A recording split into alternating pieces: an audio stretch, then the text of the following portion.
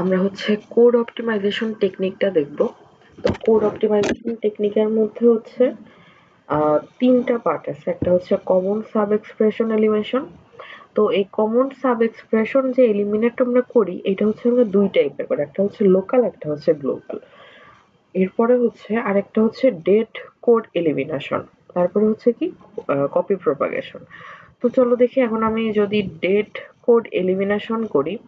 আহ, আমরা আগে টপিক 2 টা দেখে নিই। ডেট কোড এলিমিনেশন বলতে বোঝায় হইতেছে কোনো একটা কোডে যদি আমার কোনো একটা নাম্বার অফ লাইন আমি ইউজ না করি, ওই যেই লাইনটা আমি ইউজ করতেছি না সেই লাইনটাকে বাদ দিয়ে দেওয়াটাই হচ্ছে ডেড কোড এলিমিনেট করে দিতেছি। মানে ওই যে লাইনটা আমার ইউজ হইতেছে না ওই লাইনটা আমার ডেড কোড এবং ওই লাইনটাকে আমি বাদ এলিমিনেট করতেছি।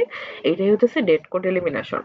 তাহলে দেখো আমি যদি আমার এই এক্সাম্পল দেখি, a equal to b into 3, c equal to 10, x equal to a plus b, go to বি3। এখন এখান থেকে আসছে কোথায়, মানে এই আমার এরকম একটা কোড হয়তো দেয়া ছিল কোথাও একটা এবং সেই কোড থেকে এরকম একটা কিছু আমি একটা ইউজ করছি যে a equal to B into 3, X equal to a plus B আর গো টু বি3। বাট দেখো এই যখন আমরা ইউজ করছি কোডটা তখন কোথাও কিন্তু c ইকুয়াল টু 10 নেই। তার মানে c ইকুয়াল টু 10 আমার এখানে ডেড কোড।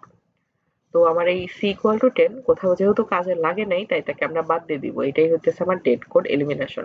এরপরে আমি কি দেখবো, কমন সাব এক্সপ্রেশন এলিমিনেশন।